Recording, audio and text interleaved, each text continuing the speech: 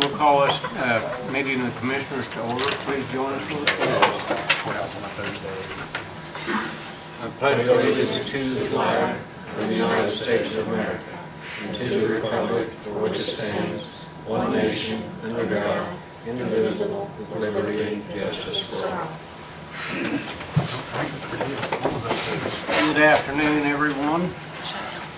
We will begin with the minutes of our March 4 meeting. Is there any additions or corrections to the minutes of the March 4 meeting? Move to approve. Second. We have a motion by Dale, second by Tracy, to approve the minutes of the March 4 meeting. All in favor signify by saying aye. Aye. 3 ayes, Jane. First up today is Dave Rickman from the Animal Shelter. Dave, you got a 144 request? Yes, I do. Her name's Rhonda Day. She's been working with me a little bit for the last off and on as a volunteer for the last 4 years. She had experience with a lot of animals and with the humane side a little bit, so I think she should be a decent fit for us. So the only way to do it is try her and let's go, you know, if you guys agree with it. Move to approve. Second. Okay, we've got a motion by Dale, second by Tracy, to approve the 144 request for the animal shelter for the hire of Rhonda Day. Any further question? All in favor signify by saying aye. Aye. 3 ayes, Jane. There you go. Well, wish Rhonda luck. Hope everything works out. You might want to wish me luck. I had somebody that their dog had 4 pups. Tracy talked to me a little bit, and she signed them over to the shelter for a fundraiser. So I did that, and this is how I did it. You know, with my card like a regular would, sign on the back. Then we went like this, foster to adopt until they get old enough to get fixed. And we adopt them out for $200 a piece. And if you figured up $130 that would take to fix them, that would come up to $520, you know, out of that $800 there. So that means the shelter on the fundraiser part was $280 raised.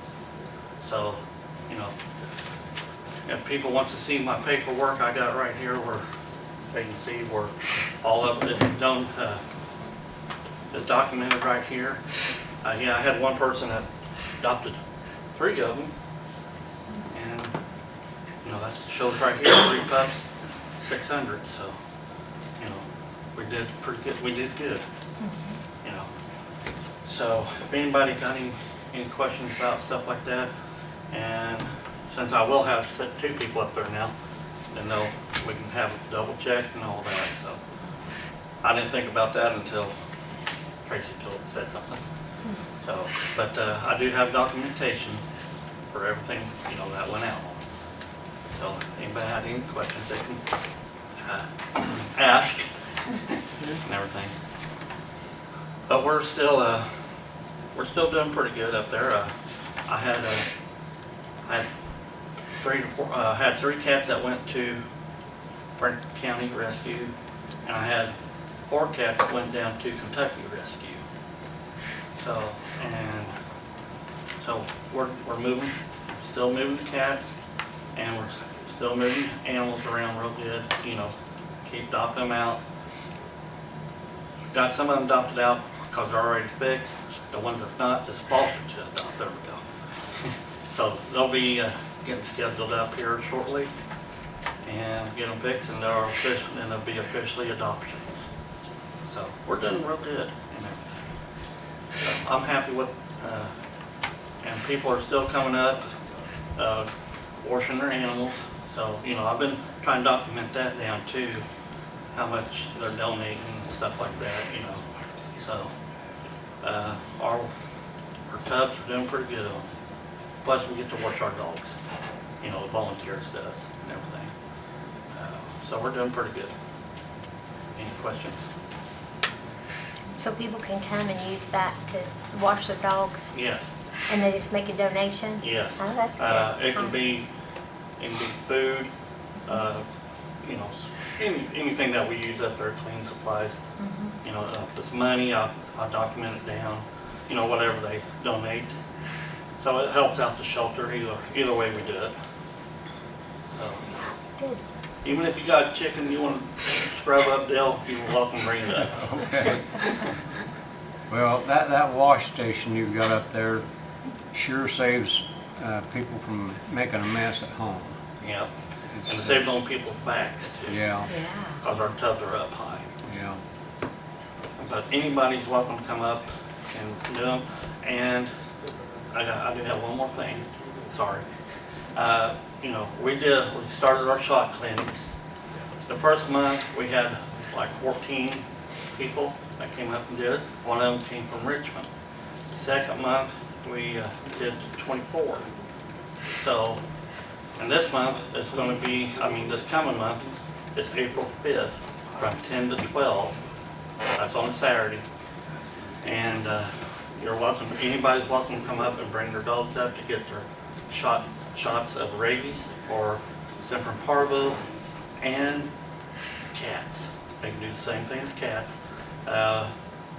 The shots was $15 apiece for the rabies, and for Stemper only is $15, and the cats is the same thing. You know, altogether it's $30 for all shots. Then if they want Valtella for the dogs, it's an extra 10 on top of that. So, but we're getting more and more people up there. So let's keep it going and help them get them their vaccinations and everything. Well, thanks for bringing all that information in and making it public again, because No problem. I like to try to keep it going. yeah, people need to be reminded sometimes. Yep. We do it on Facebook and I do it on the radio whenever I get on the radio station every Thursday. Try to keep it advertised. So, okay, thank you guys. Appreciate it. Thanks, Dave. EMA Director Wade Walling. Wade? Good afternoon. So, emergency management plays a crucial role in helping our community with severe weather, helping us prepare for, respond to, recover from hazardous weather events like thunderstorms, tornadoes, winter storms. We work to make sure we're ensuring public safety and minimizing damage. We also are part of the alerting system in emergency management is. So the request I have before you guys today is to improve our civic emergency alert system by adding a NOAA weather integration. Currently, we have to manually enter in the alerts and send them out, which is prone to typos, errors, delayed responses, and that's kind of problematic. One, if National Weather Service or NOAA sends out an emergency alert, that means I have to, wherever I'm at, stop and go to a computer so I can send it out to our citizens in our community. This weather integration would fix that by doing it automatically. As well as you all well know, weather changes rapidly. It may be a severe thunderstorm that the next 30 seconds turns into a tornado warning. I can't keep up humanly with that, where the automation of this can keep up with it. Can keep those alerts coming as they're needed. And what it does is it just removes the human component of it. So I talked to Kelly about this a little. I do have money in my emergency notifications fund in my budget to pay for it this year. But the reason I'm bringing it to you all is because it's actually a contract that will have to be, have a service of $750 annually to maintain that service as part of the civic contract. This year, the total cost, it's prorated in the 80232 to finish out this year and the rest of next year. So that's my request, that we purchase this weather integration to take out that human side of it. And for example, let's say dispatchers are real busy with multiple calls. I'm not near a computer and they get a weather alert. That means that we're taking that dispatcher away from doing their job and helping our response agencies to type out a weather alert and then send that out.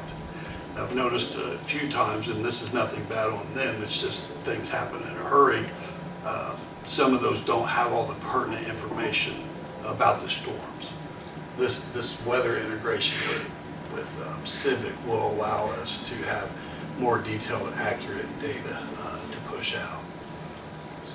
So it doesn't go directly to people like on our phones? It will. Oh, okay. Yes, that's what this will do. And right now, when you get them on your phones, because I've sent them out, or Right. dispatch has sent them out. So That's good. this would make it automatic as soon as NOAA and or the National Weather Service sends that out, it would automatically come to you instead of going through me first, basically. Will this come from Wilmington? Yes. So the western side of the county, it's not going to help anything. Well, so I can give you a visual example. So the Earth is curved, right? Wilmington's over here and their radar is pointing straight up. Indianapolis is over here and their radar is pointing up. We're underneath Yeah. that, so we're in a bad position regardless. But those two, Indianapolis and Wilmington, both work in conjunction with each other. So they're watching their radar, seeing what's coming. They're alerting people based on what Indianapolis. So it's a holistic approach to alerting. But yeah, we're in this awkward position, us in Union County, all of our southeastern counties. We're on that curve where the radar just doesn't really show what's on the ground.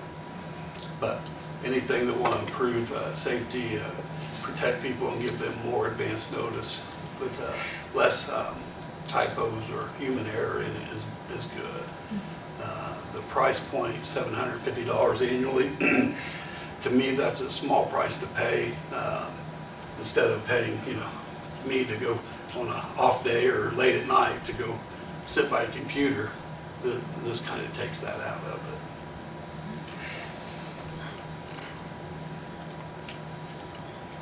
Civics Plus is a shared contract between us and the city. Are we gonna agree to we're paying that full $750? Are we gonna check with the city and see if they're willing to pay half?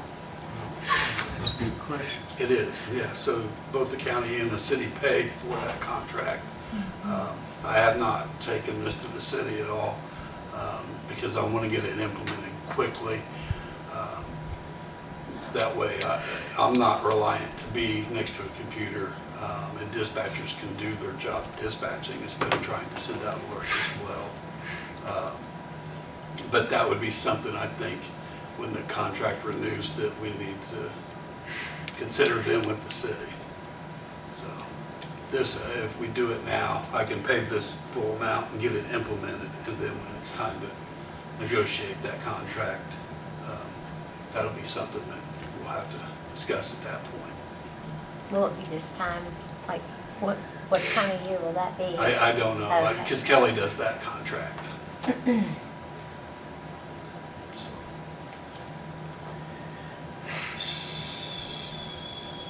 Okay, so for right now, this be an amendment to the current contract? Yes, And it'll be good for 1 year. right. And since this contract is shared with the county, with the city,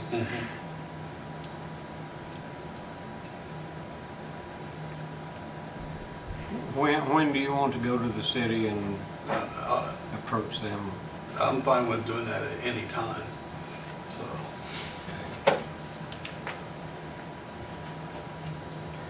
Well, would it be fair to expect them to pay half this increase? It's always fair to split things, especially if the county and the city's paying for Civic equally. So I would never say it's not fair. But getting this moving forward with severe weather season coming up, it would just be a blessing for me not to have to worry about making sure alerts are getting sent out right away. To me, that's worth the $800 this year to get this going.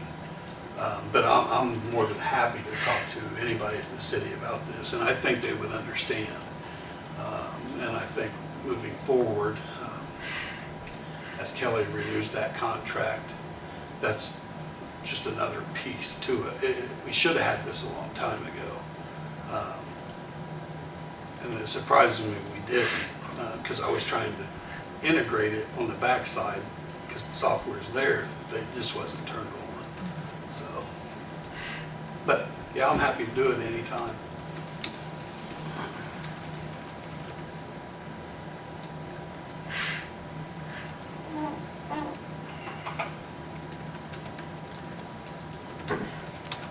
I'll move a motion that we approve up to the $802.32. That's the number, right? Yes, yes. And see what you can get out of the city to match up with approve up to that amount. We can get the thing started if we need to. Right. I just hate that tornado season's coming and you know, severe storm weather. And if you're dependent on, the citizens are dependent on me always being near a computer, you know, sometimes that's not possible. So it would be like instantaneous, like you'll have It would take I mean, me, like it'd take you'll- all of us, the human component out of it and just automate everything. No, I meant like to get it activated. Oh. Like how soon is it activated? Oh, yeah, as soon as I call them and say it's approved, Okay. they'll send me an invoice. I'll just invoice it normally like we typically would, but they'll get it moving right away. That's good. Okay, and when we are invoiced on that, then couldn't we at that time bill the city just bill the city for half of that increase?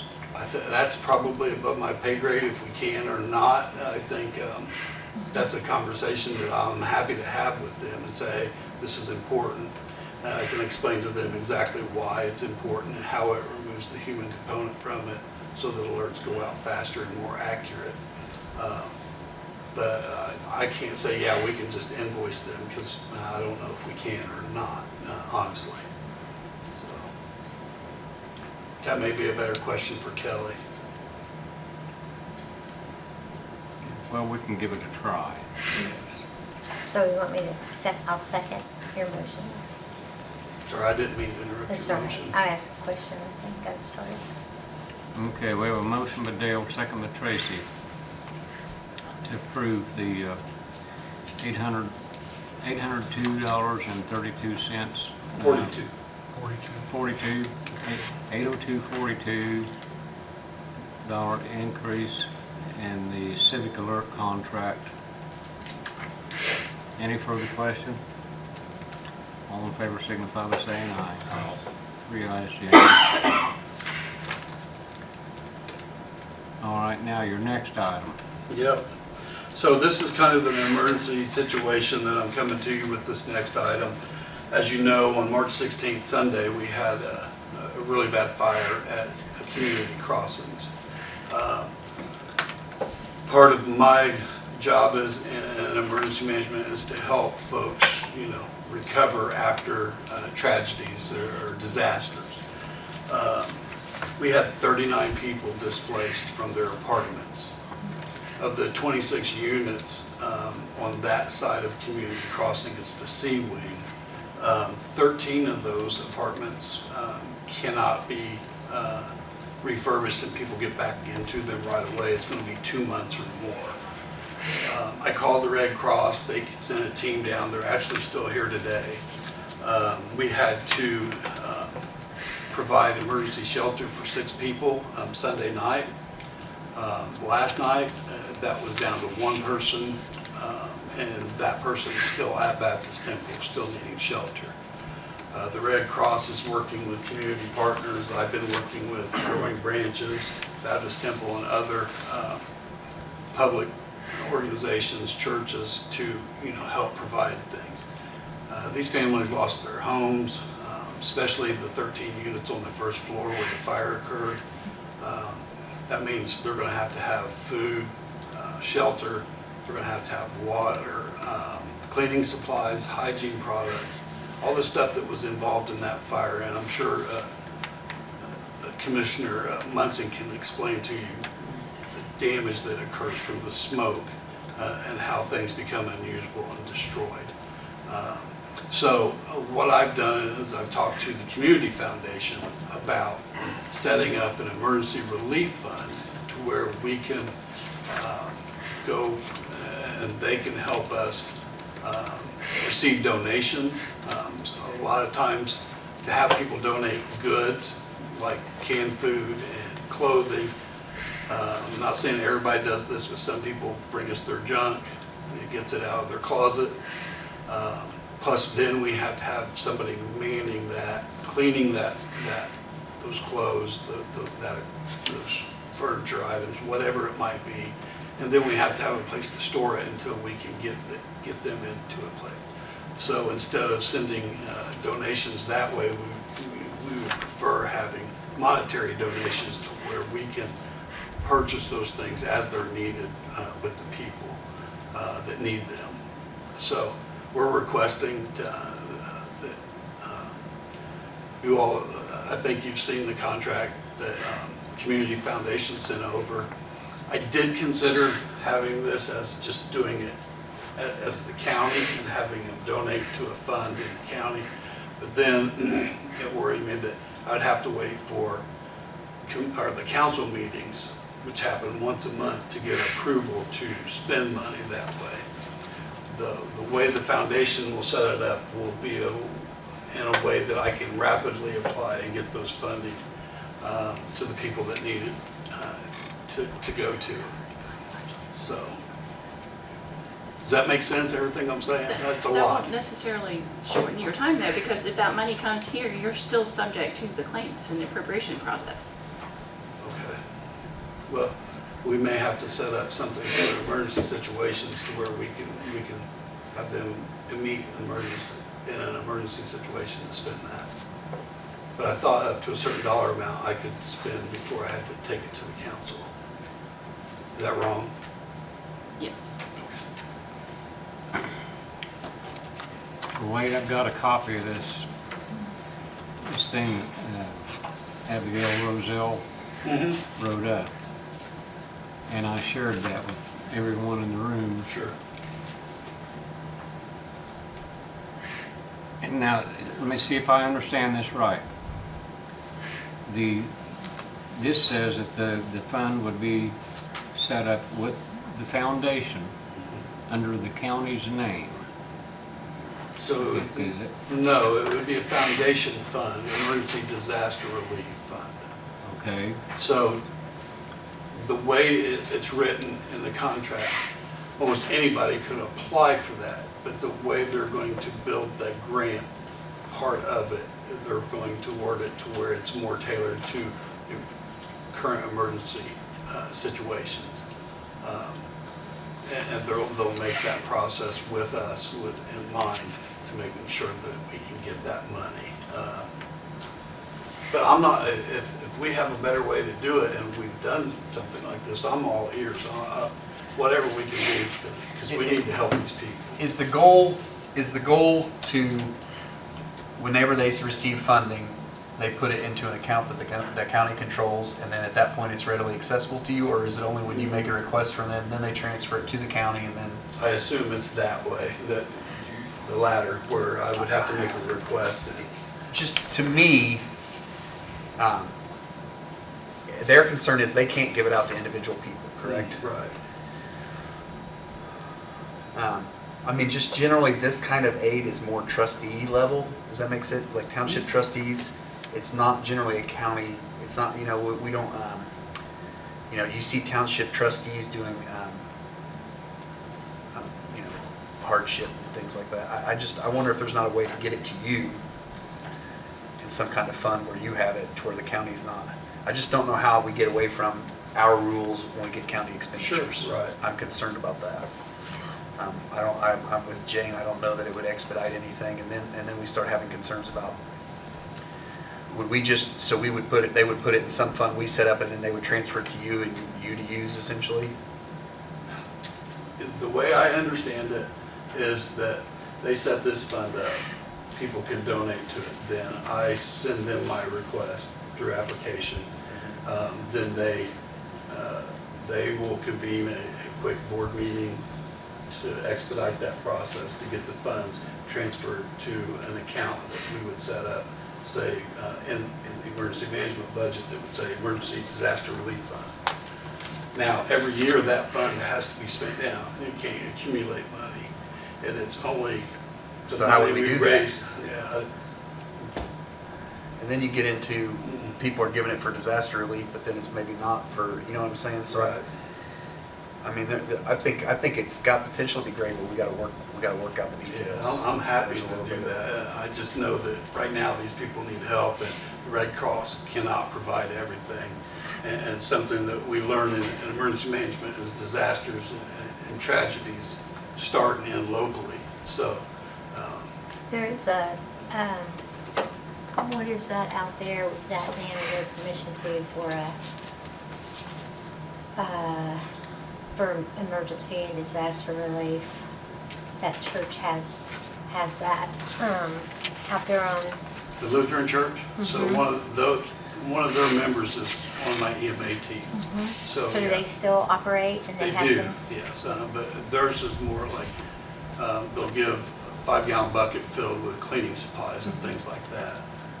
I haven't talked to Dan about them being a part of this since this fire just happened Sunday. I've been busy working with the Red Cross and stuff, but And I do believe, what Jeff brought up, because I was a trustee at, Orange Township, that is the best, that's a great idea. They would definitely, I think if you reached out to them and communicated because they could just immediately, they could give the family money, if they chose to and had the means to help. Because that's the kind of thing that, I could do, did help someone, a family who had had a fire. Sure. Could give them some money. If we could keep, I mean, this is no fault of county governments, this is just Indiana law and expenditure laws and Right. rules. If we can keep the county out of it, I think it'll be a much more efficient process, I mean, just quite Yeah. honestly. I don't know how to. so do I it. agree with you. Yeah, it takes some of the burdensome red tape of county government out of it, but you can't really keep the county government out of it because that's part of emergency management is helping people recover from incidents, especially when we have multiple people. Or to me, this is a medium-sized event, right? We have 26 units. All of those people are displaced. We're talking 60-some people, and of that, the 39 that on the first floor are the ones that's really going to suffer through it. Wade, are you or anyone else in the room aware of another county somewhere else that has a similar? Franklin County, I talked to their emergency management director 2 days ago. They have their community foundation set up to where they're doing the same thing. Amy Lindsay is her name. Okay, so when there is a disaster and people want to donate to their fund, who do they go to donate? Community foundation. The community foundation. And then the foundation distributes that money. To emergency management to go towards the disaster relief. Okay. It would be interesting to see their framework of how they have that set up. And how it operates swiftly. Right. Yeah. I have no doubt we can make it work on some level, but I don't know that we can make it work quickly. And then, so what you're saying is you just want the funds to be able to be accessible from you, and you'll make, we're not gonna call the commissioners in and say, hey, do you wanna give to this or not give to this? No, This this is going to be to provide overnight shelter. If we have to put people in a hotel room, it'll be to help buy them, soap so they can take a shower and, toothbrush and toothpaste. It's true emergency disaster relief. It may be replacing food that they've lost their entire refrigerator worth of food and now they have nothing to eat. and not to disparage anybody living in Community Crossing, I'm sure there's some fine people there, but usually they're typically lower income families that are living in those apartments, and they're the ones that really always need the assistance.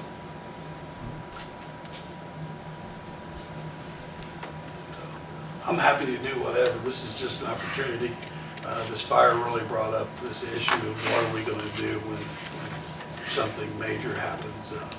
And it's also a way to work with the Red Cross, get them involved and other community partners to help.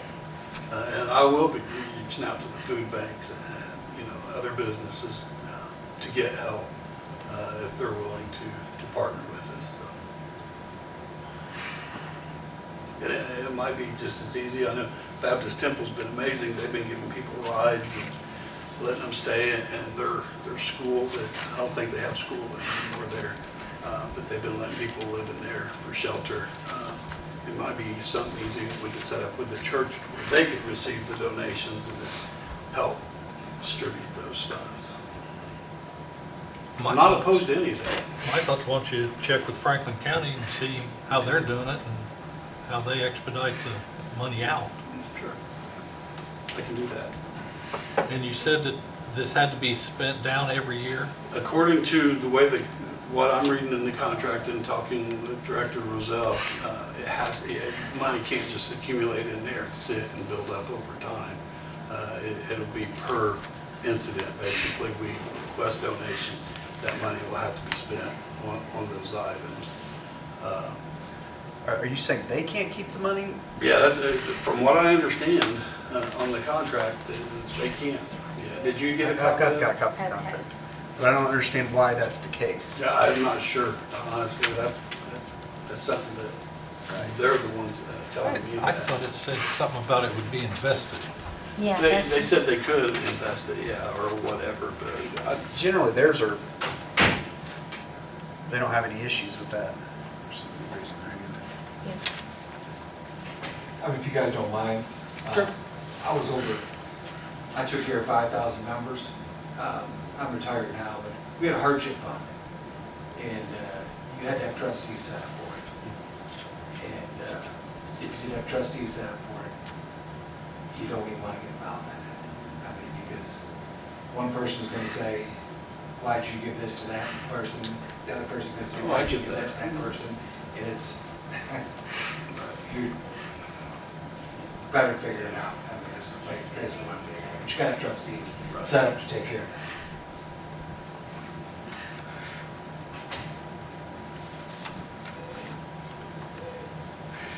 that. Well, as far as the county goes,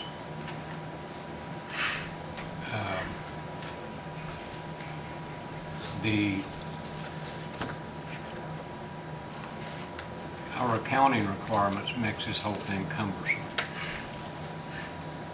And it sounds like the rules that the foundation have to go by might not be the best for them. There may be a better host for this thing. I would love to find that. I really would. To me, I don't care how the money gets to the people that it needs to. You know, I'm trying to say that as nicely. It just, we need to help these people, and I really would hate for us to, if we can get donations through the public, instead of spending county tax dollars to help these people, if we can get donations to do it, I would love that. So. I'm just trying to figure out an avenue to make that happen. and I was just thinking, based on the position too, I mean, there is money. I mean, that's kind of what trustees, I mean, that's what the money's there for, is to help people.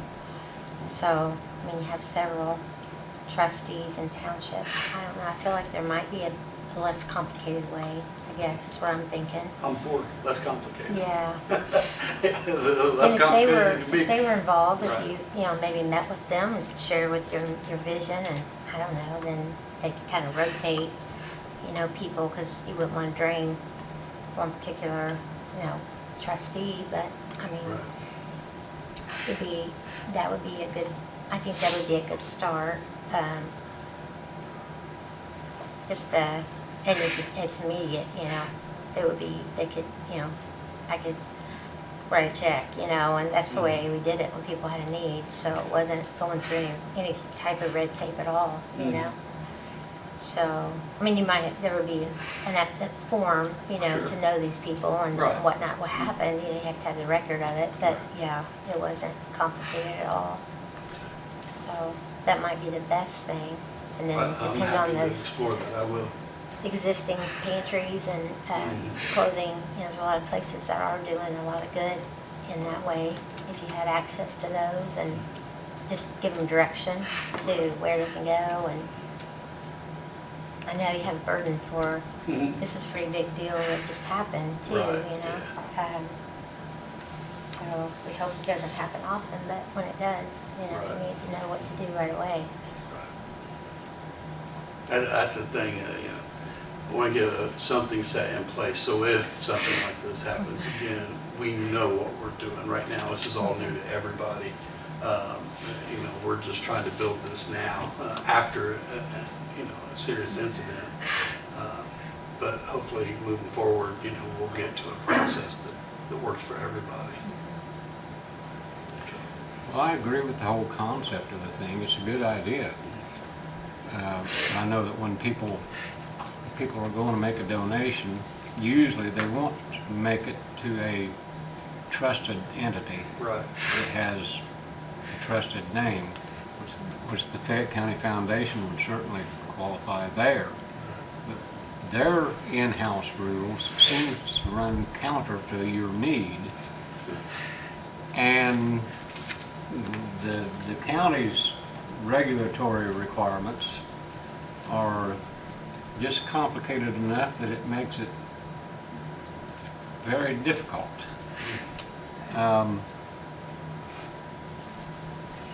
There's got to be something that fits in the middle there somewhere. And right now, I don't know what that is. Right, so I have talked to a few counties, and most of them have emergency ordinances that they've created for specific things like this, to where it's a streamlined process. But that's something that's going to take planning and time, and it's not something we can throw together right away. But it would be good to have something like that set up in the future, after we get the details ironed out, to where it's not a burden for anybody. We know exactly what we're doing because that's the letter of the ordinance. So.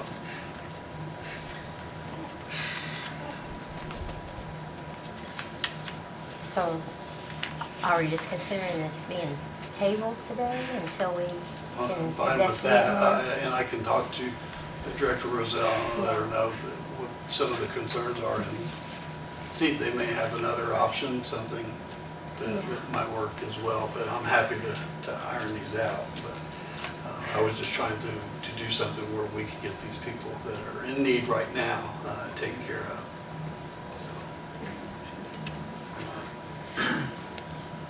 Yeah, I would reach out to the trustees, Okay. Connersville Township, Trina Murray. I would just do it even today, you know what I mean? Right, yeah, I'll I'm reach sure out to they them do today. on Harrison Township. Making that a motion. Yeah, Second. What was your motion?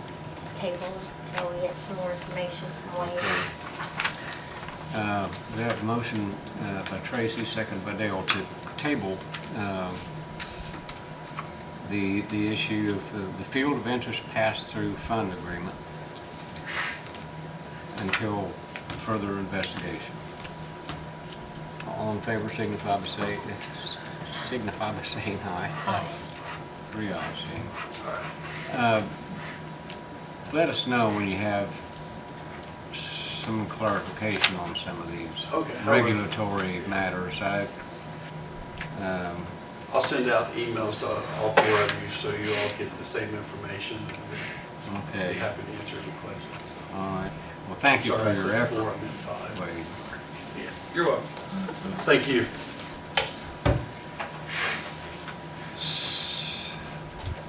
Maintenance Director Josh Jarbo. Josh, you got some quotes and bids? Yeah. So, I'll send over quite a few things here. This is just the top. The top page is the washer and dryer for the jail that we talked about. And they're all together. Yeah, Okay. there's 3 different things there. First one, there's 3 quotes on washer dryer install. It's all the same. I'm waiting on a different model, lower price, like the Speed Queen, like I mentioned last time. The quotes that I got currently are the top of the line. Come with all moving parts and electronics, coverage for, I believe, I think I said 10 years last time. It might be 5. But nonetheless, the guy sold me on it when he said that he's got it in multiple facilities and he's never had to work on them. So, whereas ours is not, I'm working on it all the time. So, right now I currently have a belt ordered for the washer. It's running, it's limping along, but you know, it's not been very well maintained. So, I don't know how we get away from that, but I'm working with Zach on that issue, along with the dryer as well. So we've resolved a few of those issues and we're still working on that, but that's just some prices to go off of. There's the model. I gave some information about what it is, what it does. Prices vary. Now that's install. The install price, that's my vision is the current washer dryer hookup that we have right now. Just leave it as is. We've got a big enough pit for the washer. We can just put the new one right beside it. Same thing with the dryer. The vent system is split. I've got an empty 30-amp box right there. We just hook it right there to fit. So run the new ones. The old ones are backups. Seems like we find ourselves in trouble whenever something does happen, and then Nancy gets the raw end of the deal and has to transport it all in her vehicle to the laundromat, and it's just kind of silly. So if I would have thought about this, 2 years ago when I went down to Danville and got those boilers, they had 3 washers and 3 dryers down there, and they ended up demoing them with the building. So, but that wasn't an issue then. So those are just some prices, just to see the difference, labor and the price of the washers. That's the big component. That's the big number on those. But installing all ranging $25,000 to $30,000. And then the other packets there are the bids for our PM work.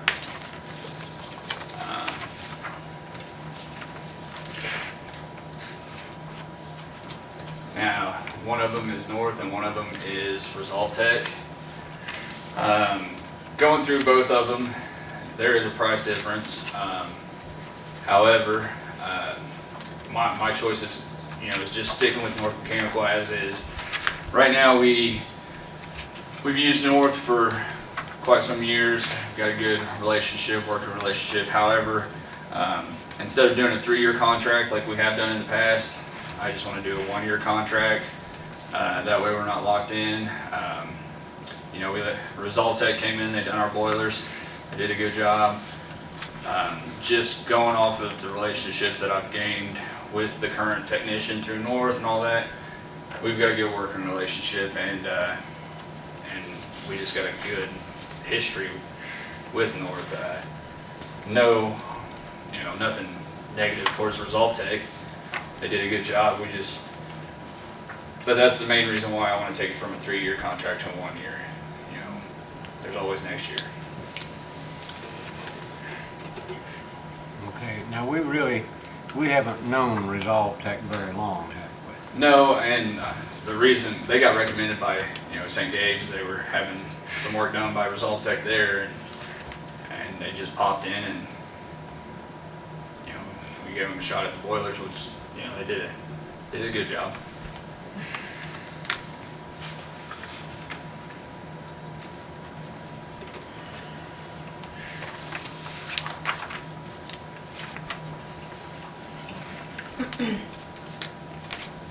And North Gate is very Yeah. detailed what they were gonna be doing too, it's quite a bit. Yeah, and there is a price increase from, if you looked at our previous contract with North, every year it increases by, anywhere from $500 to $1,000. Well, this is all union work, so you gotta factor in, when working in a union, you get a raise every year, so, those are just labor increases really. And that would be the same way with Resolve-Tech as well, so, that's the price increase, and it's just, theirs is very detailed, down to, man hours, so many hours and minutes towards each job. Each air handler calls for 30 minutes of, PM work, and we have like 27 or something like that total, so, that's, the difference in the contracts is the detail they put into it. Yeah. Yeah, they even have like 80 filters and belts and everything listed, so they really know what we got. That's the Yeah. good part too, yeah. And no harm, no fault towards Resolve-Tech, they did just hire, someone who previously worked for North, and he knows everything just as, just the same. It's just,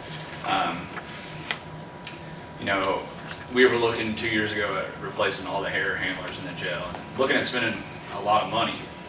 And through the technician that we currently are using, and myself changing a bunch of things, we saved the county $1 million essentially. And the jail is running more efficiently, and the relationship's key, with the current technician that's on site.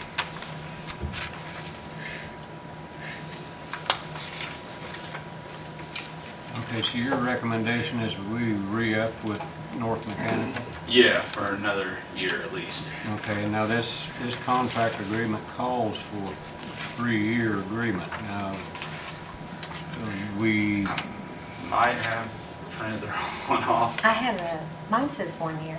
on it. Then you got my old contract, I'm sorry. That was probably the odd man out. 2 of them are right, I know that. Yeah, okay, I've got 2 versions here because I printed one off earlier. Or somewhere in this language, I read 3-year one Must of have been in them the- says 1 year. in the fine print here somewhere. Okay, so as far as you know, North Mechanical is okay with Yes. 1 year? Yeah, I talked to Dustin, who's the new account manager now.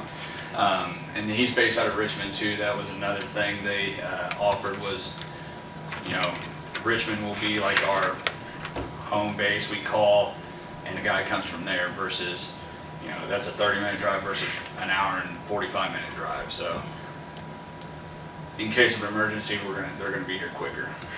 And it cuts back on our truck charge as well. $25 or something.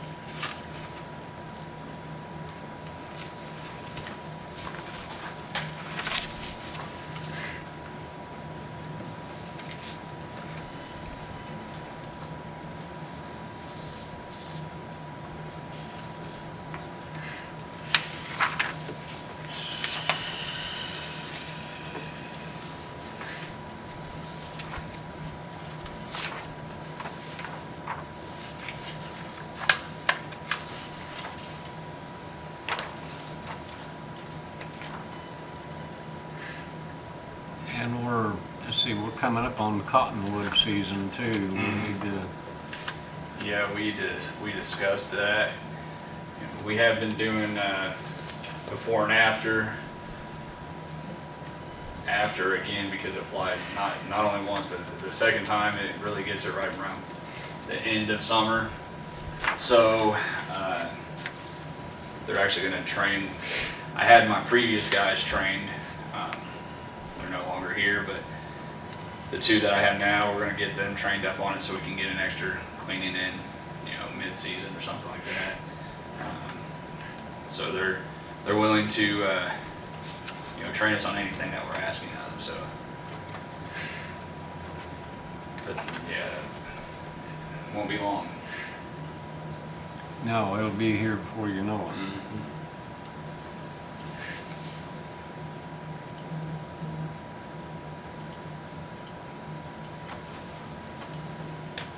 I mean, even the wording, I think, on that, where they say what the work they're gonna do, and a lot of what the other one says is inspect, check. It's not, I only see one place, necessary. One place where it actually says they're going to do,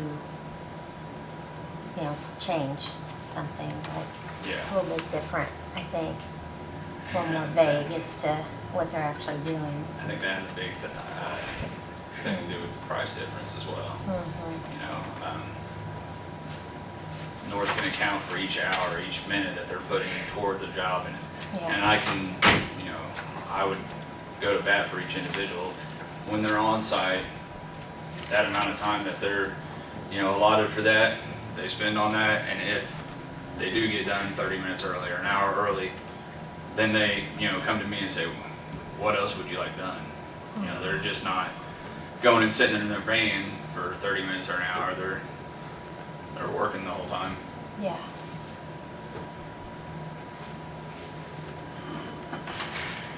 So we need to make a decision on this for you today, don't we?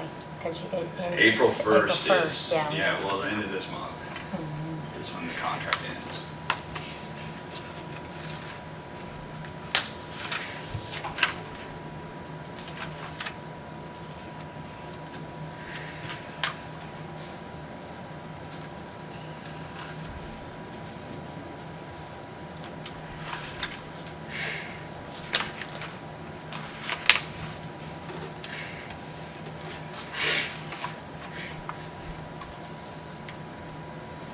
Well, I think you working with those guys the way you have has helped a lot.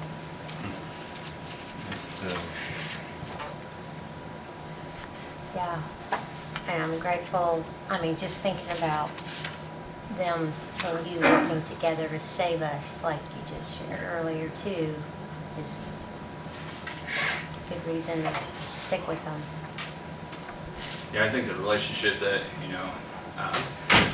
I feel like if the relationship wasn't there with their current technician, we might look a little harder at, reconsidering, the possibility of going elsewhere, but the relationship's there. He's here when he says he's here, and like I said, he's not out to, recommend something that we don't need. He's thinking of our pockets as well, whereas that's not always the case. So, I trust him, Yeah. so to speak. So maybe this time next year, somebody else is there, and Yeah, that's why you went, it's if smart he to was get you. to find something better, I can't say that I would have that same working relationship with another technician that would come on site. So that's the yearly contract made sense to me.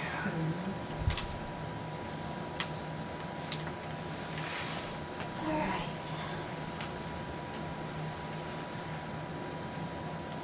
I don't have any questions, you guys? I know. I'll make a motion to go on Josh's recommendation for our contract to be with North Mechanical this year.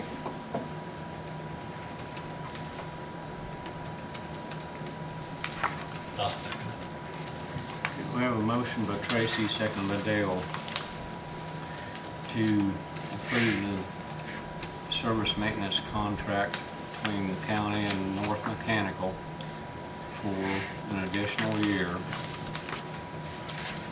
$19,928. Is there any further question? All in favor signify by saying aye. Aye. 3 ayes, Jane. Now, back to these washers and dryers. How urgent is this situation? So, when discussing it with Zach, we're trying to throw a little, some different ideas out. I wouldn't say it's super urgent. I am getting phone calls, seems like daily. They don't go in there to start doing laundry till around 2:30, 3, sometimes 4. And that's when I get the calls, sometimes it's the dryer, sometimes it's the washer. Right now it's mainly the washer because it needs a new belt. It's stretched. I got one ordered. I pray that the motor's not bad or the shaft ain't warped or something from where we've been running it with this belt. But so once the belt comes in, we'll know more about that. But I wouldn't say they are like it's super urgent, but I don't want it to become super urgent.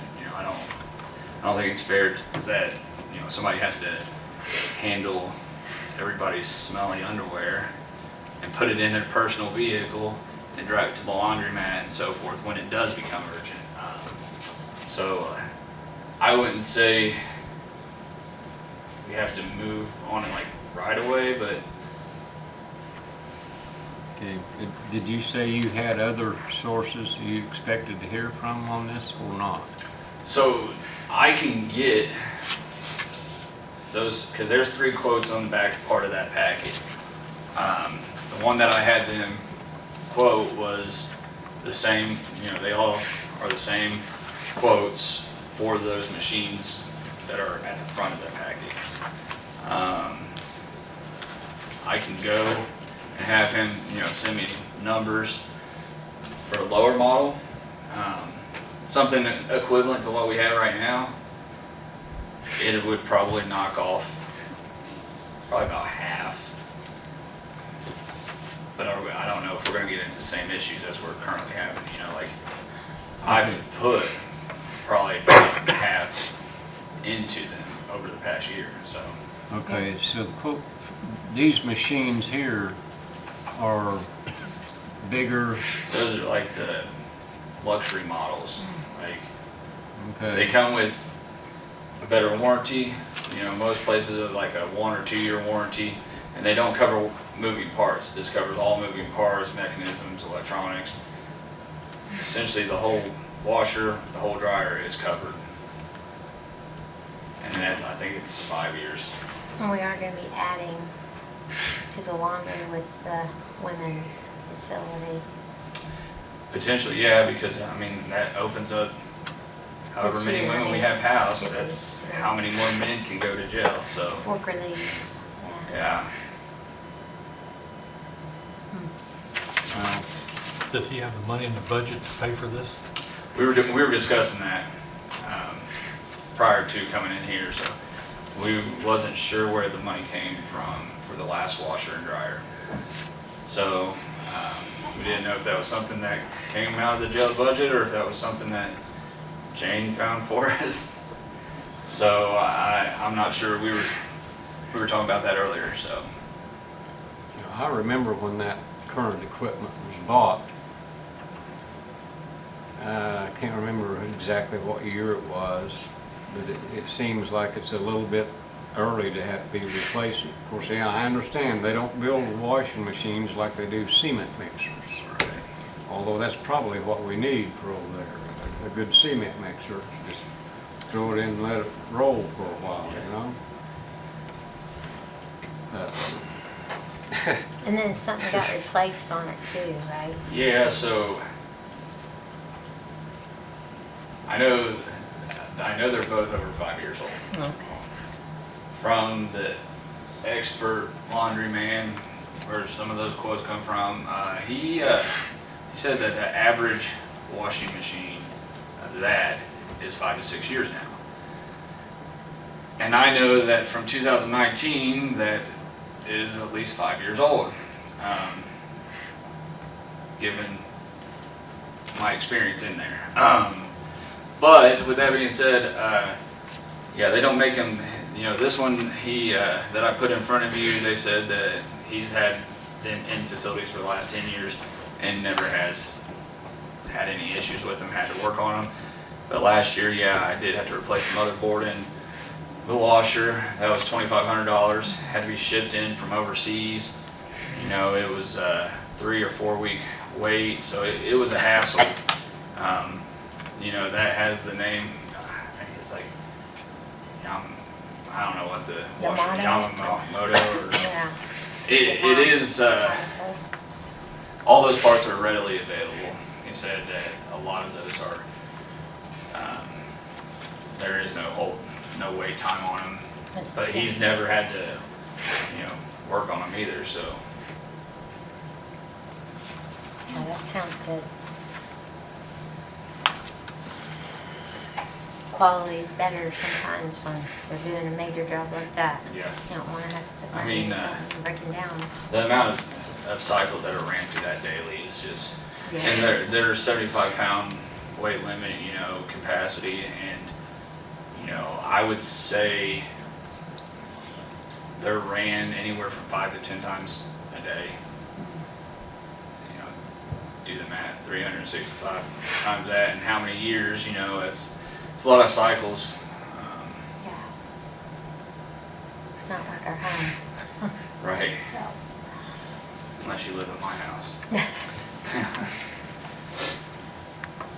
So we just you're just wanting us to wait on Yeah, this? that was more of a, Just information. this is what it is type thing.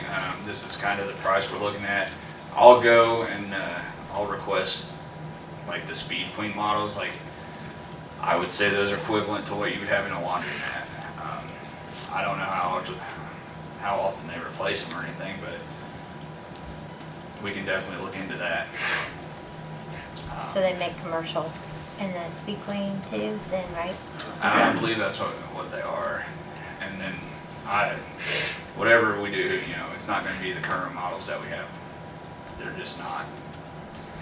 I mean, they obviously knew something wasn't great with them because they're pretty easy to work on, and I'm not no technician of, you know, washers and dryers, and, you know, I get by on them pretty easily, but I shouldn't have to either. Taking a long time. Yeah.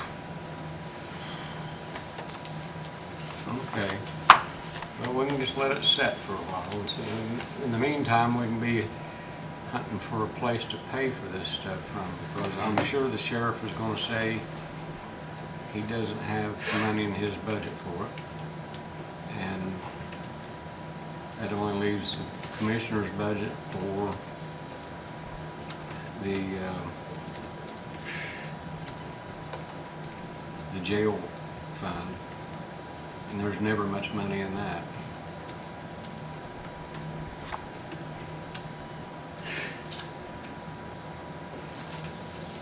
You got anything to add to that? Nope. Okay. Well, anything else, Josh? Yeah, lawn equipment, lawn mower, that's gonna be a necessity this year. I do have 2 push mowers, but I don't think that push mowing is the answer, but the current rider that we have is, it's seen better days. We've got more, you know, I went through, had George, he went, calculated or got all the part numbers and stuff, you know, oil change, filter, belt, you know, blades, you name it. We also, the front end's non-functional. We got a ratchet strap on it right now we had to kind of limp it back to the shed during the last snow. So in total, you know, with all the parts and stuff, now granted, this is straight from John Deere. We're going to spend more money getting it back to where it needs to be than we are to potentially buy a new one. So that's something that we do need this year. I know I passed on it last year, but we do need one this year now. So, I'm not asking, I'm just telling you, like, you guys, if you guys got a good deal or know of something, maybe you can just buy it and bring it down to me. Let's see. On Abernathy's over Liberty, you've got a spring equipment auction coming up either later this month or early next month. I was looking at it the other day, and they've got quite an array of zero-turn mowers and that sort of thing in that auction. I don't know if, you know, it'd be used equipment, but it'd be, Yeah, it's worth going over there. you know, I know Gilman's has a real nice one, right when you walk in the door. It's only 13,000. only 13,000. Yeah, but once you sit down in it, it's worth it. Okay. Well, if you need a rocking chair, we can get you a rocking chair. You don't need to be motorized. But no, that's all I have. So. Okay. All right. So we'll pass it on if we hear a good Yeah. lawn mower. So, All right, well, thanks, Josh. All right, thank you. Sheriff left. Yeah, what's her- Gil, what do you got? Yeah, today? I sent you all the right-of-way services contract for Bridge 33, or 32, I'm sorry. And like to get that signed today so I can give them a notice to proceed with the right-of-way out there. The environmental is already cleared, there's a copy I need signed. Yeah, It's already cleared, you can't move forward with the right-of-way until all the environmental, so there's no environmental issues out there. So I'll get them notice to proceed, and then after, you know, they'll negotiate prices once they get all their acreage pinned down. Like, there's three property owners out there they'll have to deal with. three. So, yeah, three. So, How much once ground? they get, pardon me. How much ground are we gonna have? I'm not sure they're gonna determine that once Oh. they finish all the survey, and then they'll negotiate. If somebody don't want to sell quite as much, they may have to back it off. I don't think it's gonna be a lot. I mean, you know. But, yeah. So, get that moving forward. And, see, originally, I did tell you guys last winter or fall, whenever, that, originally that was supposed to be built in '26. It's got moved back to '27. So need to get everything taken care of, get it ready, because NDOT had some financial constraints. They moved several projects back all over the state because, you know, I think they're spending more money on their projects than they're allocating. Yeah, I remember when they done that, Yeah, and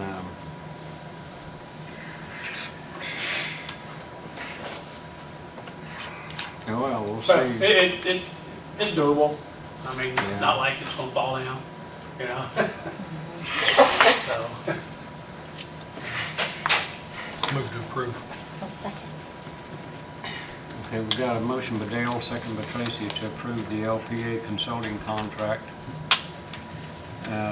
for bridge number 32. 32.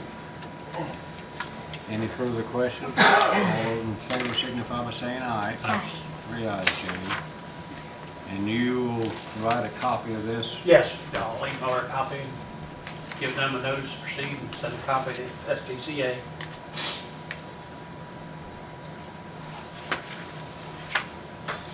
Okay. Alrighty. Be glad when they get that one done. I hear you. And then 533, after that, 130, if they don't back it up, hopefully they don't. Um, So that's all I have. By the Thank you. way, do you have, Bill, do you have any plans in the near future about repairs needed on the deck on Old Town? Nulltown? That may have to, if you guys willing to, we can try a community crossing on that, because that's gonna be an expensive project. That's an asphalt deck, that's not concrete. That was put in whatever, 74. That's on a membrane, all asphalt. So I don't know if they could mill it mostly down, and then it'd have to be, community crossings, you have to hire an engineering to get it engineered. And then a lot of those across the joints are coming out because of that concrete and stuff. But that would be probably a good community crossings one. I don't know, I'd have to get it engineered first, see what the cost would be. But that is an asphalt bridge. I guess I didn't realize that. They used to try them, I think they still do, but a lot of people don't, but that is. Yeah, well, not intending to put you on the spot on this, but I've had Oh, I know. people Yeah. ask about it, wanting to know when we're gonna fix the potholes in the bridge. Yeah, So, Chris and I were talking about that too. They try to keep it in there, but yeah, something more substantial would need to be done. okay. Well, it's too late to obligate this year. Oh, yeah, well, I would have to get it engineered, and it would probably be a year by the time they got everything ready to go to even go to community crossings. Yeah, So it would be, and see how it would work, I would pay for the engineering out of bridge fund, and the construction, you guys would pay for, well, 75% or 25% of, yeah, that would come with that. And then there's not as much inspection fees because, it's not through the federal highway. So inspection's a lot cheaper. Design, maybe a little bit. But, I'd have to get it designed first, all the fixes, and then, because they want that before you can apply for community crossings. But if you want me to work on that in the next couple of years, maybe 3 years out or something, well, I you thought- guys let me know. let's not wait until we have to close the bridge. Yeah, you because know? I was thinking it was pretty high on the list for a need. One time I was in your office Well, asking about that usually bridge. full replacement, but that's just the decking, Yeah, so, but So yeah, it nice. definitely needs something done. yeah. So if you want me to move forward with it, Well, the earliest we could commit CCMG funds to would be 2026. and it'd probably be more like 27, because like I said, we found somebody, whoever we decided to do it, this one, you don't have to send out proposals for. We can pick an engineering firm. You don't have to worry about taking proposals and everything from everybody or anybody. We can pick who we want to do it. They can start their design. It'll probably take close to a year. So that would be next summer, and then you could possibly apply for it that next winter. January, year from January? It'd be, you'd be in at 2027. Yeah, that would probably be the absolute earliest. We might ought to put that on our list of things to do. Okay. Put that on the radar If screen. you don't have a preference of who you want to design it, I can pick somebody. I do rotational anyway. Yeah, I don't use one company. We've got 4 that we use, and I put them on rotation for the work. So it's up to you guys if you want me to do that. And you said that would take a year for that? For design and everything. Well, if you get one of them to say, 6 months, that would be probably this one. Well, I could see if somebody could I'm thinking a year. expedite it and see if we can get in a call earlier. yeah. Yeah, What do you two think about that? I think we need to move forward. yeah, definitely. I Need a tried it. motion. Yeah, if you want to. I'll move. Because it won't get turned down, especially rehabs and stuff. That's what they want on community crossings. The lady in charge, I've talked to her before, those projects, as long, they don't get turned down, so I don't think it'll be an issue once it gets engineered. Yeah, because this last year, that bridge would have been 50 years old, right? Yeah, I think it's Or 74, 74. 75. Yeah, it's, yeah, I'll say. It's probably structurally okay, it's just like I said, the decking. Yeah, So if you want me to move forward with it, I will. Okay, and what was your motion? To move forward with it. Okay. All right, we have a motion by Dale, second by Tracy, to have the county surveyor proceed, beginning right away, to make preparations for deck replacement on Knolltown Bridge. All in favor signify by saying aye. Right. 3 ayes. All right, well, take care of it. Okay, Bill, thank you. Thanks.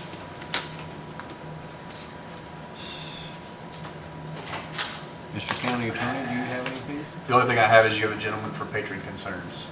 Just Okay. get over him, I promise you, we hear him out.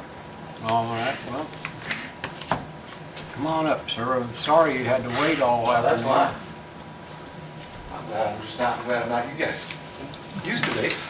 I just got a question on permits and I know you probably don't deal with the health department or whatever, but I've been, at the surveyor's office, they've been just telling me, I've been going back and forth from the health department to surveyor's office. I guess I'll just sum it up. About a year and a half ago, I've got 30 acres up on Allentown Road, and I wanted my son to build a house up there. And I've just got 75-foot road frontage, and they said I couldn't do it. And I even asked a lawyer about it, and I can't do it. So I accepted that. It is what it is. But I've got a neighbor that built 2 houses right next to me with no permits, no septic sewer, no nothing. And I asked the surveyor's office about the permit issues, or the permit. I mean, what are we doing here? I mean, are we gonna, go look into this? And he just tells me, well, you need to go to the health department and see if they got a septic permit. And so I did. And they went and supposedly looked at it, and they just took the guy's word for it. They're hooked onto the original house with 2 other houses going to one main house. I'm thinking to myself, is that legal? Is that okay? And they told me there's nothing they can do about it. It is what it is. There's no ordinances on septic permits in this county. And it is what it is. So that's just a question I'm asking you guys. It is what it is? And, why is a guy building 2 houses and he doesn't even have no road frontage? I know this is years ago they did this. It was part of Mike Morgan's mess. But, like I say, I mean, where do we go from here? Is anything going to be done about it, or are we going to just let this continue to go on?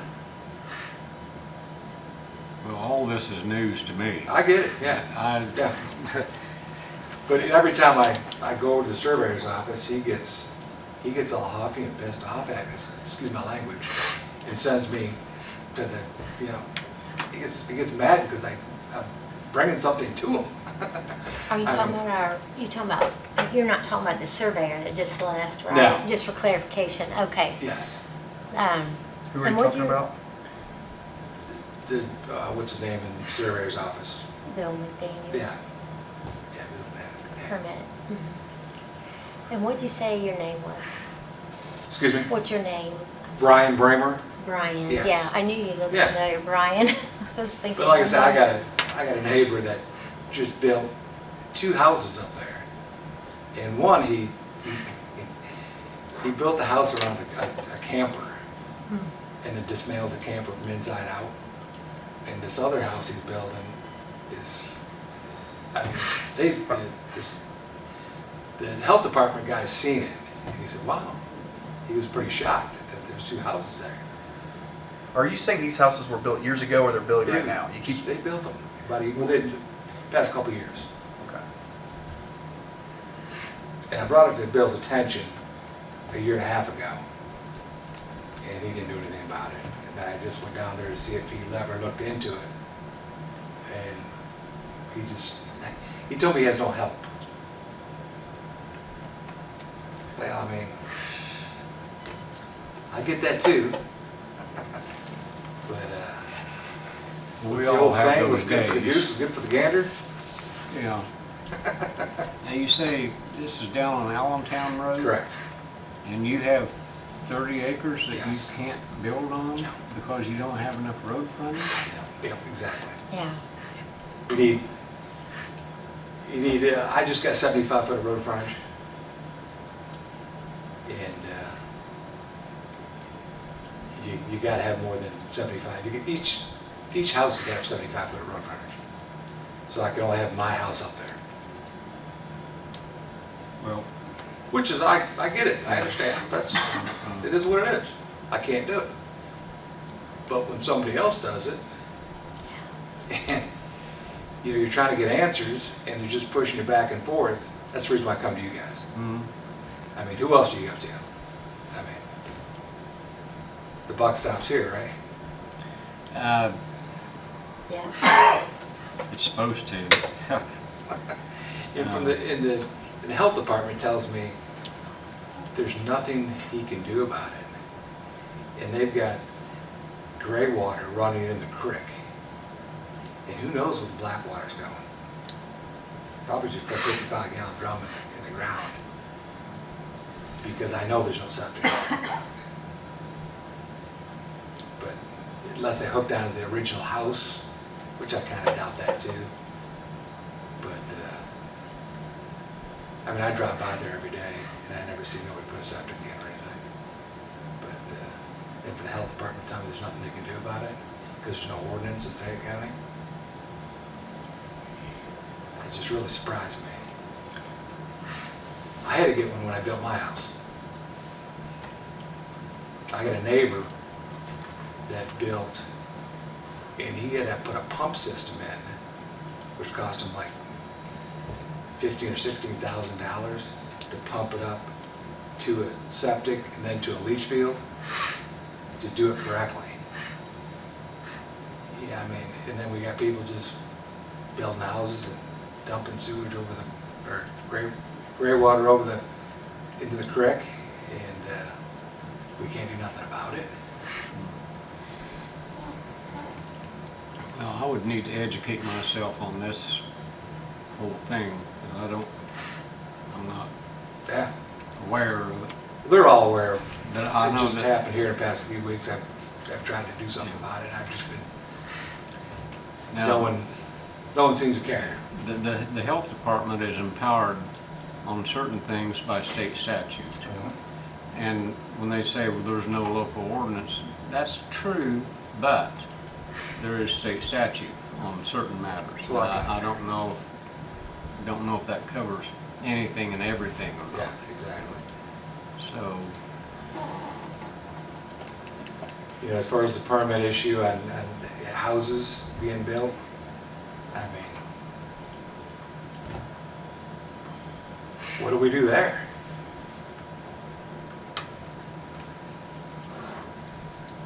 good question.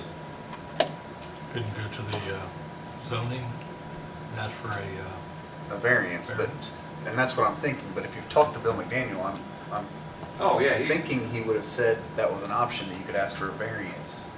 So a lot of times in zoning, there's a rule, and if you put in all those rules and the director gives you a permit, you're good to go. If you don't fit in those, oftentimes you can go and add from the ABC and ask for essentially relief from that order. I got an attorney and he looked into it and they said I can't do it. There was one way I could do it, would be, and it just create another problem down in the future. Have you asked Bill McDaniel about that? Have you asked him if there's any, if you could, Yeah. and he said He there- told me to talk to an attorney about it, and I did. And I might encourage you to get a second opinion. he told me, well, they told me that, the attorney told me if I would, how do you put this? If I would sell the property to my son, all of it, and then I would just have a right of way to it, that way he could build another house up there. And I'm thinking to myself, well, I mean, here we go again. It's going to create a whole new problem in 50 years. It's amazing to me because I know where It you just live. keeps on And you got plenty of snowball. room for a house back there. Yeah. So it is a bad thing to think Exactly. about. I mean, I'm good with that. It is what it is. Well, but I mean- don't do me a favor and don't give up on that. Maybe get somebody else to take a look at that, Yeah, and maybe just apply. yeah. And I don't have the zoning code in front of me, and I certainly don't know any particulars about your property. But a 70-foot roadway on 30 acres seems like there could be a creative way to do something. I got 75 foot, and they said that's what you need to to build a house. And actually, You've got 75 feet and you were told that you need 75? What no, number? I've got 75 foot of road frontage, Yeah, and that's for my house. yeah. And how they did it, I bought that place, I've been there 25 years, 26 years. And I bought the property prior to that from Mike Morgan. And it's really a mess the way that's graded up there. Actually, I've got a couple parcels that are Allentown, or it's James Road instead of Allentown Road. And I tried to clear that up over here. There's no clearing it up, I just pay my taxes and go on. But yeah, I lost my train of thought. But anyways, yeah, the reason why I come here, I just wanted to ask you guys on permit issues and septics, and you know, the answer I got, I couldn't accept that answer, I guess. That's why I come here. I guess I would think there would be a way to be able to create a 3 or 4 acre parcel in the back with an easement along your same driveway and have a chance at that in front of the APC. Yeah. I mean, like I say, I'm good with that, because, So it kind of sounds like you're not really wanting that, pushing that too hard. well, I'm just honestly. what's probably gonna happen is I'm just gonna give it to my son, and we're gonna leave. But we'll probably go down south somewhere, but I've give up on all that. But as far as the future, and for what we're doing in the county, on people building stuff, not getting permits, and there's actually 3 houses on probably maybe 5 acres with no septic. So on some levels, and people get frustrated by this, on some levels, the APC is very much so a complaint-driven organization, okay? There's no county that has enough manpower to have somebody just driving around making sure people aren't building, right? So it's a complaint-driven. And so then you get into that complication of what does happen if somebody didn't follow the proper procedures to get permits, right? People do it all the time. I put a pond in at my house and went to get a permit for the pond. And I was told, and I'm not gonna tell you what county, but I was told that that's the first one he's issued in a long, long time. And I'm not the only one putting a pond in, okay? So we were complaint driven, right? And say nobody complains, and say somebody puts a home in, and maybe there should have been an issue. You're stuck with a very difficult proposition. What do you do 5 years later? Do you make somebody tear down a brand new home? Well, I mean, you need to get the tax revenue on it too. I would be shocked if the tax revenue is not a direct. The assessor's office is an independent entity of all of those, and they do have companies that drive around and make sure there's not buildings and accessory buildings and structures built without. They literally hire companies that do that. Well, you know what they told me over here? What's that? The assessor's office? Yeah, they told me if this gate is closed, even the assessor can't get on your property. Right. And they'd have to get a warrant to enter your property, to even look at what you got. Okay. So, I mean, And we're saying that you're saying you've looked on GIS, and you can look on GIS and see the property tax card, Sure. and you're saying that it's not proper, that there's Oh, I homes don't built know. on it? Oh, okay. That's not, I mean, yeah, that's up to you guys to figure that out. Right, well, I'm just, I mean, yeah. I'm just talking about the permits. I mean, the permits is what drives them to look at what they built. Or when they Permitting apply is for a very, permit. very, very important. I Yeah. am a part of Rush County Area Planning Commission. I'm the attorney for them, and we had somebody tear down a house Mhm. because they kept refusing to get a permit, thought they didn't have to follow the rules. You do that once and nobody builds a house probably without a permit for a while. So, I mean, that's a very, Maybe we want to start here.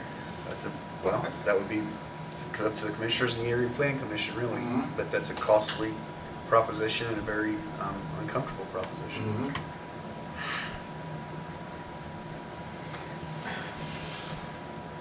Maybe you guys. But like I say, I'm just, if, you guys would maybe APC need to kind of. ask them to do their job, I guess that's what I'm saying. I don't know if it's that right.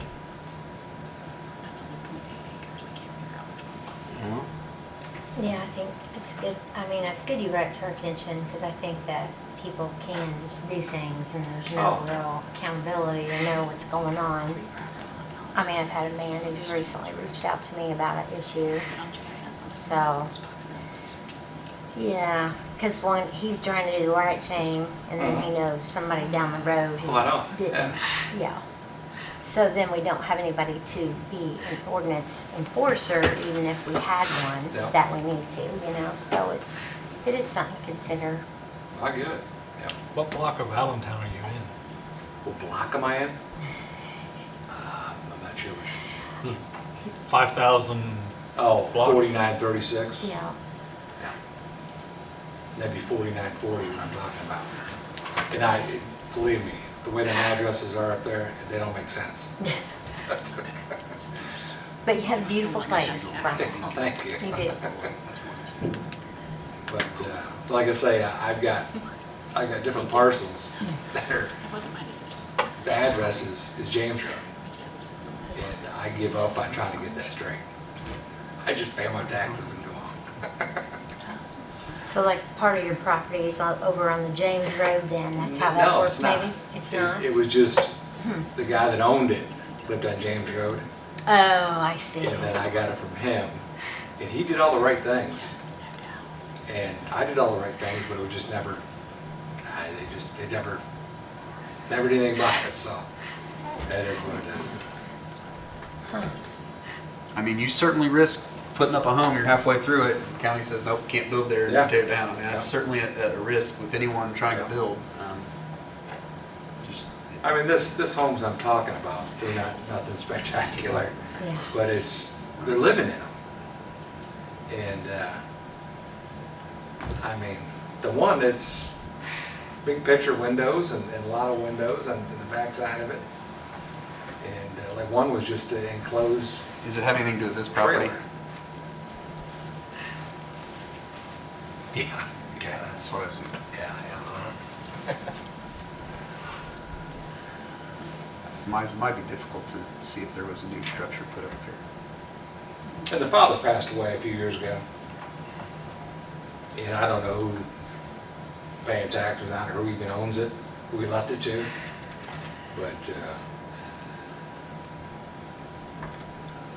But like I said, there's 3 homes on that right there that people are living in. There's 3 homes on that one parcel we just pulled up. Yeah. Yeah. It's crazy. And more drunk cars come in every day. Hmm. And we And he don't knows have where the any. oil going and everything else, but Yeah. the health department did say that his gray water was going over the bank. He walked over there and looked and seen the gray water going over the bank into the creek. And I guess they're still not gonna do anything about it, so it's kind of a shame, but I won't take up any more of your time. I appreciate you listening to me. Vent.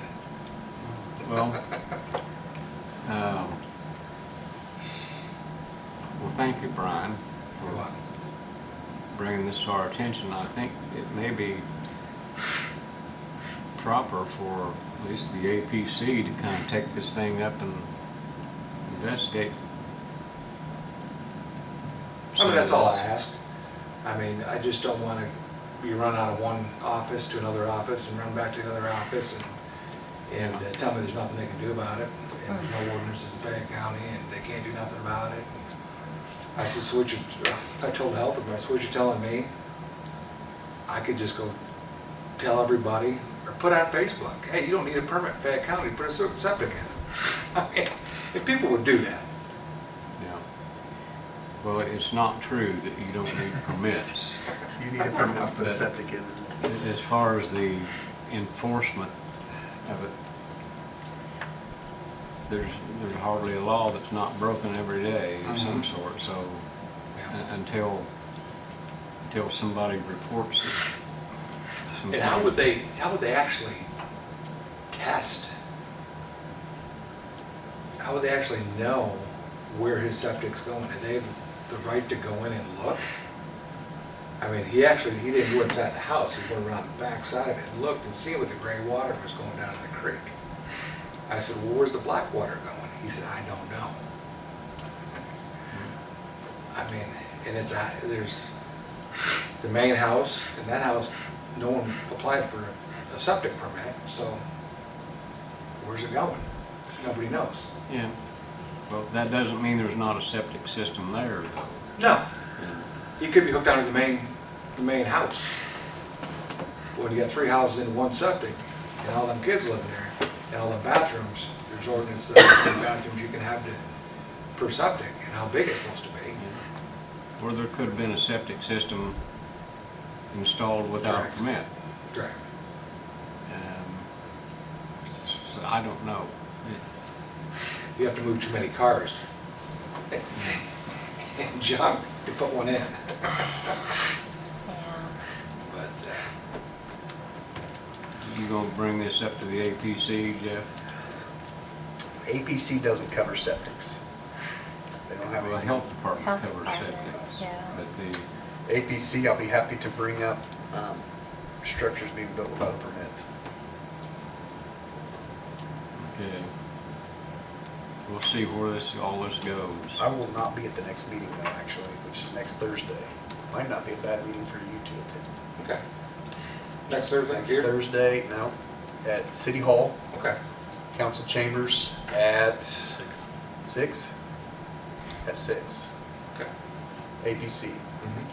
Area Planning Commission. That's the board that works over the executive director of the Yeah, and if you advise them of, I won't be there unfortunately, but if you advise them of this issue, I'm sure they might ask Bill to look into it. Okay.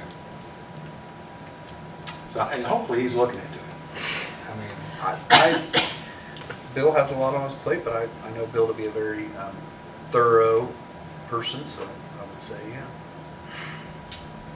I mean, like I say, he acted like I was accusing him of doing wrong. And I'm not. I just brought that up to him, and he pointed me in the health departments. Then the health department said, no, you need to go back to the permit. So Yeah. I'm kind of don't know where to go. Did that happen But, today? Is that- Excuse me? Did that just happen to you? No, that Oh, last week. Last Yeah. week, wow. Sorry that happened that It way. is I what mean, it is. But I understand. I mean, people are busy. But thanks for your time. Okay, well, thank All right, you. thank you. Does anybody have any mail they need to share? no? You got any old business we need to attend to? You got any new business we need to attend to?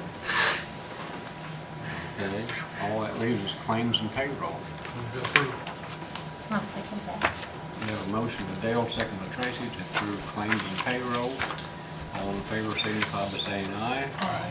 3 ayes, Jane.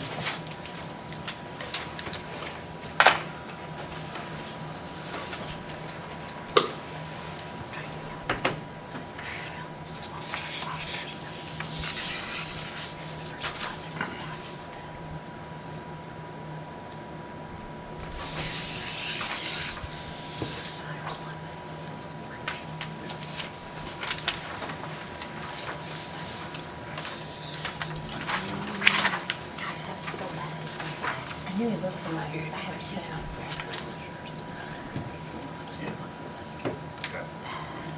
It's really nice place.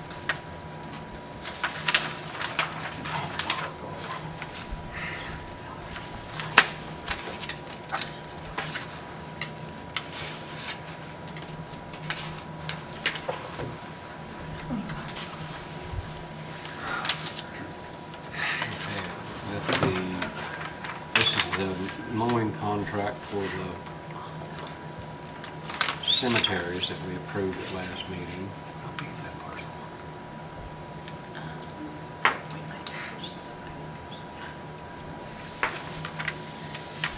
And these are the opioid agreements.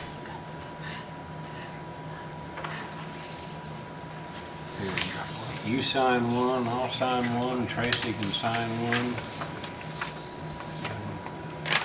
We got one for each of the opioid settlement recipients.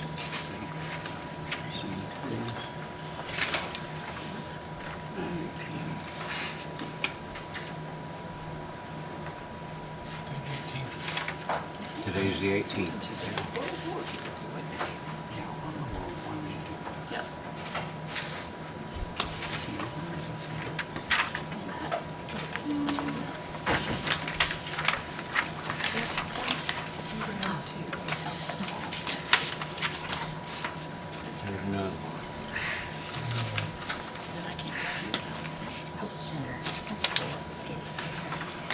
another one. This part So- is-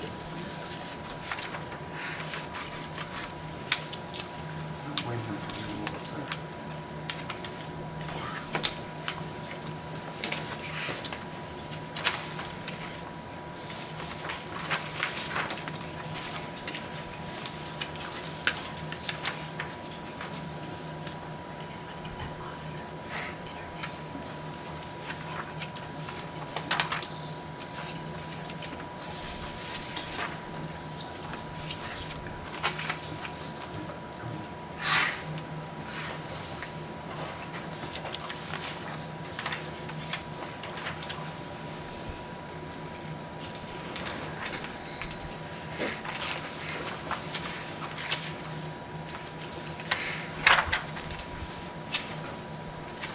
I didn't even know them was in the stack till I got into them. Yeah, I slipped stuff in on it.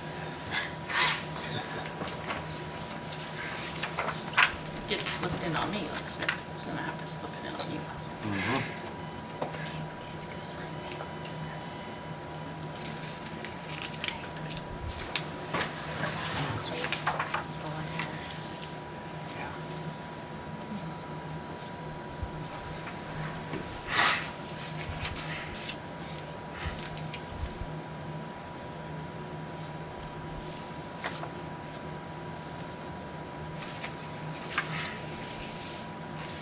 Yeah, that made me think of that guy that's in his garage, the pole barn on the property of that graveyard down there on North Haven. Like him, he didn't need a permit, but he built a pole barn. And his brother was living in that house, tiny house in that corner. Make a noise.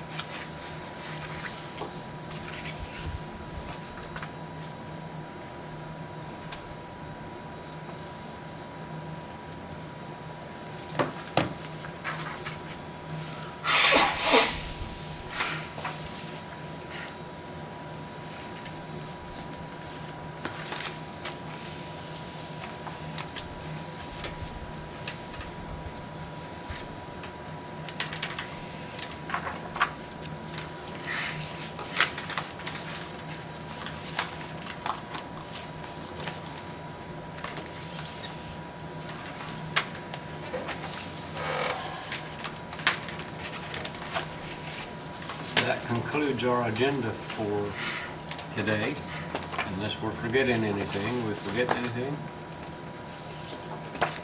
Jim, we forgetting anything? Okay. Move to adjourn. I second. Got a motion by Dale, second by Tracy to adjourn. All in favor? Aye. 3 ayes. We're adjourned. Thank you all very much.